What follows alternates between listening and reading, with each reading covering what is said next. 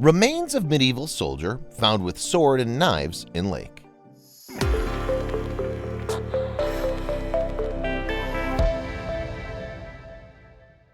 Medieval crime. Lakes and rivers sometimes act as more than fun places to pass a hot day, dipping in and out of cool water to ease the discomfort of a blazing summer sun. They've been known to function as crime scenes and graves too. Sometimes criminals dump their victims into deep waters to hide the evidence, so to speak.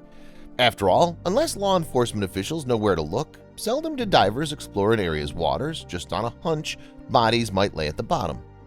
For that reason, a lake can make an excellent cover for a bad guy looking to dispose of his victim. Lakes and rivers are also the places where literally hundreds of thousands of soldiers, perhaps millions of them who have participated in the wars that have occurred globally over many generations, have fallen after battle. In World War II alone, the number of soldiers who slipped beneath the surface of oceans, rivers, and lakes across Europe is almost inconceivable. They died and fell into the murky depths, their bodies never recovered. That was the fate of a medieval soldier whose remains were recently discovered in a lake in Lithuania.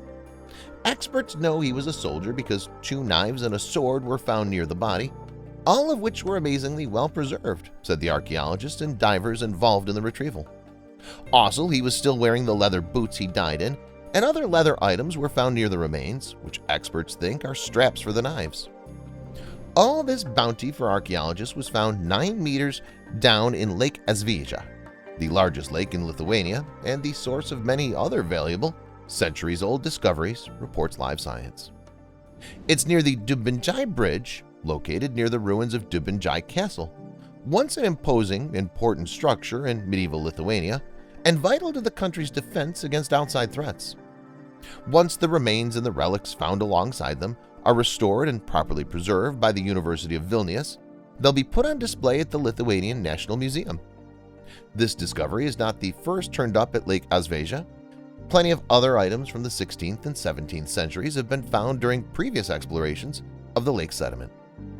Teams have found pieces of broken-down boats, a ferry, and even parts of the old Dubinjai Bridge that once stood across the lake. The lake's been explored on and off since 1998, when developments in underwater archaeology equipment made it possible for the sediment to be examined, yet left undisturbed. This find in particular is a memorable one, experts say. According to English archaeologist Elena Prakadate, the underwater find, which was not a burial, was unique and the first of its kind in Lithuania. However, the cause of the soldier's death has not yet been confirmed, though team members suggest he may have been one of the soldiers guarding the castle hundreds of years ago.